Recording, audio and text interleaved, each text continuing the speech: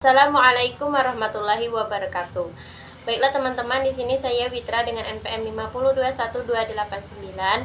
Di sini saya akan menyampaikan materi tentang pendidikan khusus bagi anak berbakat. Materi pertama yaitu A. Pengertian anak berbakat. Anak berbakat ialah mereka yang memiliki kemampuan-kemampuan yang unggul, mampu memberikan prestasi atau memiliki kecerdasan yang tinggi, sedang keberbakatan harus ditinjau secara multidimensional. Menurut Depdiknas 2003, anak berbakat adalah mereka yang oleh psikolog dan atau guru diidentifikasi sebagai peserta didik yang telah mencapai prestasi memuaskan dan memiliki kemampuan intelektual umum yang berfungsi pada taraf cerdas, kreativitas yang memadai, dan keterikatan pada tugas yang tergolong baik. B. Karakteristik anak berbakat. Dalam buku The Three Ring Conception atau konsep tiga cincin menurut Renzulli 1986 menyatakan bahwa tiga ciri pokok yang merupakan kriteria atau persyaratan keberbakatan adalah keterkaitan antara 1. Kemampuan umum atau kapasitas intelektual atau kemampuan khusus di atas rata-rata. Seseorang dikatakan memiliki bakat intelektual bila ia mempunyai intelijensi tinggi atau kemampuan di atas rata-rata dalam bidang intelektual. A. Kemampuan umum tingkat berpikir abstrak yang tinggi, penalaran verbal dan numerikal, hubungan spesial, ingatan kelancaran kata. B. Adaptasi terhadap dan pembentukan situasi baru dalam lingkungan eksternal. B. Kemampuan khusus, aplikasi berbagai kombinasi kemampuan umum di atas terhadap bidang-bidang yang lebih spesifik atau misalnya matematika, sains, seni, kepemimpinan, dan lain-lain. 2. Kemampuan memperoleh dan membuat penggunaan yang tepat sejumlah pengetahuan formal, teknik, dan strategi di dalam menyelesaikan masalah-masalah tertentu. 3. Kemampuan untuk memilih informasi yang relevan dan tak relevan dengan problem atau bidang studi tertentu. 2. Kreativitas di atas rata-rata. Kreativitas adalah kemampuan untuk menciptakan sesuatu yang baru. Kemampuan tersebut berguna untuk memberikan gagasan-gagasan baru yang dapat diterapkan dalam pemecahan masalah atau sebagai kemampuan untuk melihat hubungan-hubungan baru antara unsur-unsur yang sudah ada sebelumnya. 1. Pengikatan diri terhadap tugas yang cukup tinggi. Pengikatan diri terhadap tugas ditunjukkan dengan ketekunan dan keuletan seseorang dalam melakukan sesuatu walaupun menghadapi berbagai macam hambatan, serta melakukan dan menyelesaikan tugas yang telah menjadi tanggung jawab atas kehendaknya sendiri.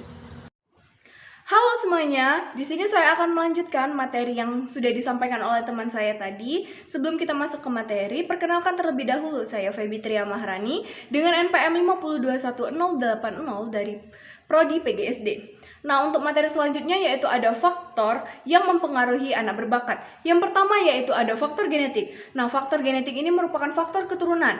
Hal ini belum dapat diterima terhadap masyarakat yang berpendapat bahwa setiap anak yang lahir itu sama. Nah, untuk faktor selanjutnya yaitu faktor yang kedua yaitu faktor biologis. Faktor biologis juga tidak dapat dipungkiri karena faktor biologis yang tidak bersifat genetik dan sangat berpengaruh pada integrasi atau inteligensi anak yaitu ada faktor gizi dan faktor neurologik.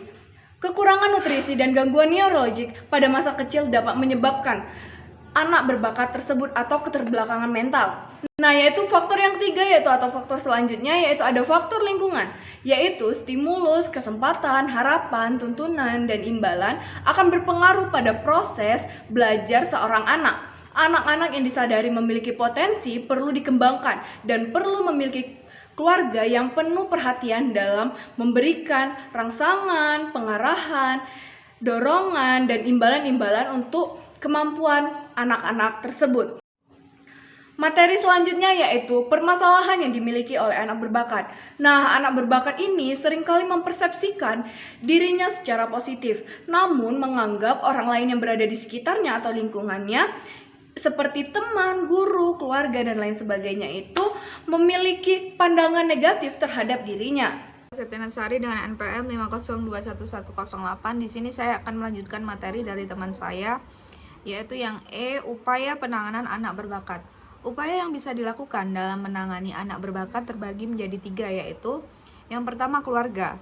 Berbagai penelitian pakar psikologi menemukan bahwa sikap dan nilai orang tua berkaitan erat dengan kreativitas anak.